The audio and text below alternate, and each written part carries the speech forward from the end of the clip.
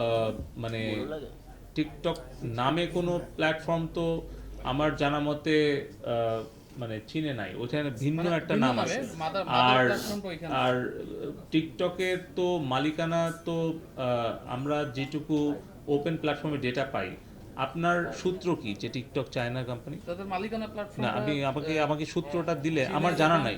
এবং ভারতেও টিকটক নিষিদ্ধ ঠিক আপনি একই আমি কারণে। আমি জানতে চাচ্ছি যে আপনি যে বললেন, দাবি করলেন যে টিকটক চীনের কোম্পানি, আপনার কাছে কোনো নির্ভরযোগ্য সূত্র আছে? জি, আমরা বিভিন্ন সময় অনলাইন প্ল্যাটফর্মে কিন্তু আপনি দেখছি। আমাকে দেন।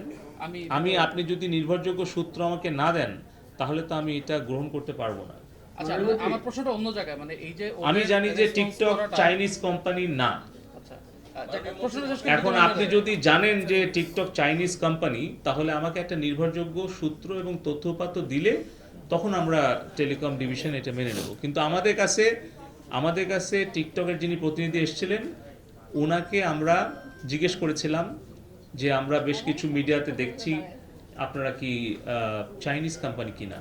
উনি বলে গিয়েছেন যে ওনারা চাইনিজ কোম্পানি না, ওনাদের operation, management, data, everything separate করা, সেটা ইউএস, সিঙ্গাপুর এইরকম জায়গা। আর ওনাদের কোম্পানি কোথায় রেজিস্টার্ড বা কোথায় ওনাদের ধরেন কোম্পানি রিটার্ন দেয়, এটা তো আসলে আমরা জিজ্ঞেস করতে পারি না। কিন্তু উনি দায়িত্ব নিয়ে বলে গেছেন যে টিকটক চাইনিজ কোম্পানি না। এখানে আমাদের লিগ্যাল অ্যাডভাইজার ছিলেন, লিগ্যাল কমিশনার ছিলেন, পরিচালক, ডিরেক্টর আছেন, ডিজি আছে, সচিব আছে, চেয়ারম্যান আছে, আমাদেরকে বলেছে। সো এই কারণে আমরা তাদের কাছ থেকে শুনেছি যে টিকটক চাইনিজ কোম্পানি না।